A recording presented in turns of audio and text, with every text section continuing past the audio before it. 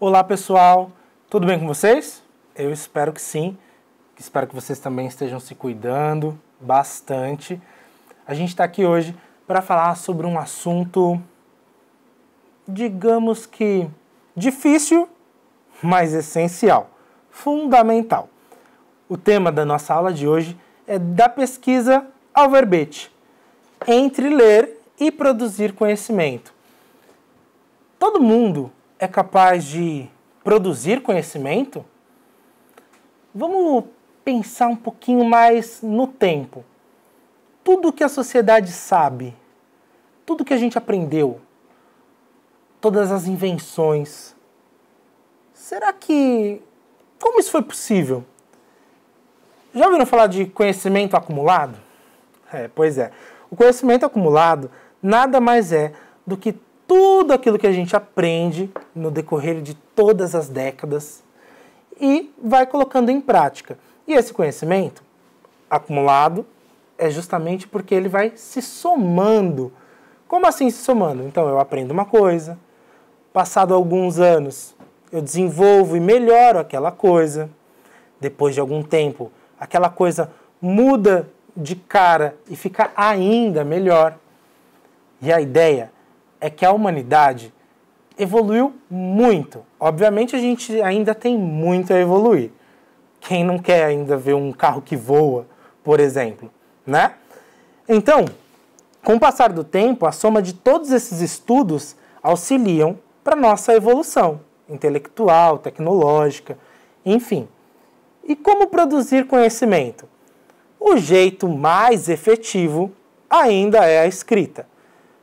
Mas isso não significa que povos que tinham a cultura ágrafa, ou seja, sem escrita, que esses povos não passavam seus conhecimentos. Muito pelo contrário, o conhecimento, nesse caso, passava de uma forma oral, de boca a boca. O vô contava para o neto, que depois crescia, tinha filhos e contava para os filhos. Então, tanto na cultura ágrafa quanto na cultura escrita, nós temos essa passagem do conhecimento. É óbvio que quando está nos livros, a gente pode consultar. Hoje em dia está tudo na internet, né? Então fica ainda mais fácil. Percebam esse movimento. O conhecimento ele vai se somando. Ah, professor, quer dizer que com a internet eu não preciso mais de livro? Não foi isso que eu disse. Presta bem atenção. Na internet, a gente alimenta todo o sistema, todos os sites de pesquisa a partir das informações que nós aprendemos nos livros. Então, os cientistas, os grandes pesquisadores estão lá pesquisando para depois facilitar. A internet é um facilitador dessa passagem do conhecimento. Então, para falar disso, a gente vai voltar ainda mais no tempo e começar a falar sobre lei. Lembra que eu falei que o assunto era difícil, porém fundamental? Pois é, você sabe o que são as leis? De onde elas vieram? Peraí, mas quem é que cria as leis? Para que elas servem? Legislação, eu já ouvi essa palavra. Você está achando que eu vou te falar, né? Desculpa, eu só quis fazer com que você pensasse um pouco para ir lá para o Trilhas de Aprendizagem. Está lá na página 28, tem um texto explicando sobre tudo isso que eu perguntei. O que é lei, de onde elas vêm, o que é legislação. Mas rapidinho, você deve saber o que é lei. Talvez a gente não consiga definir assim logo de cara, mas a gente sabe o que é lei, o que é contra a lei. E a legislação é, por consequência, o conjunto de leis. Mas assim, eu não vou dar mais spoiler não. Você vai lá na página 28 do Trilhas de Aprendizagem e vai fazer essa leitura e depois me conta. Beleza? Vamos seguir? Em algum momento lá do 4º ano, você já viu o que era um verbete, que é um comentário, um registro, uma explicação. E aí, o dicionário é onde moram os verbetes. Aí nesse slide nós temos aí uma imagem, está meio desfocada, de um dicionário, mas basicamente é aquela estrutura que todo mundo já conhece. A palavra em destaque, a sua classificação gramatical, separação silábica e os seus possíveis significados.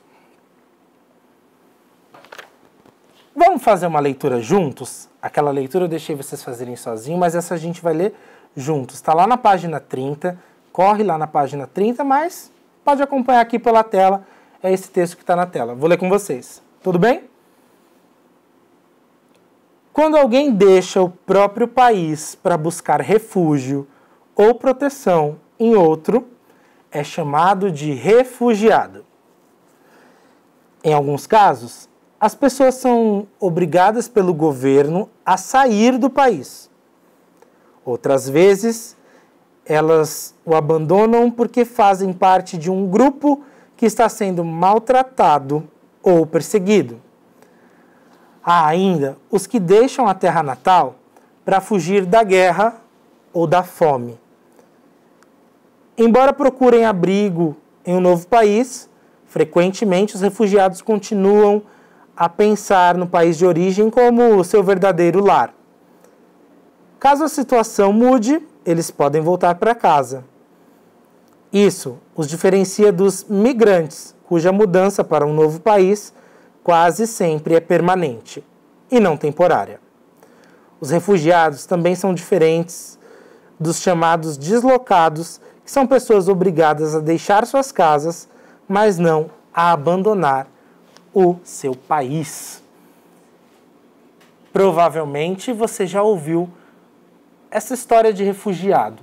Se você assiste jornal, se você já leu em alguma revista, está super em alta. Basicamente, os refugiados são pessoas que precisam, de fato, fugir do seu lar. Já imaginou? Se você está na escola e aí do nada houve uma explosão. Se você está num hospital e escuta barulho de tiroteio, de briga, de guerra, esse lugar não é seguro.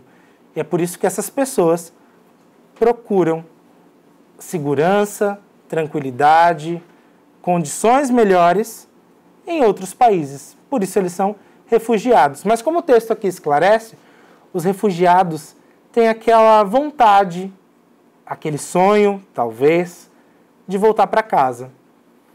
E aí, eu vou um pouquinho além do que está escrito no texto. Será que a gente precisa tratar essas pessoas bem? Será que essas pessoas já não sofreram o suficiente para estar em outro país?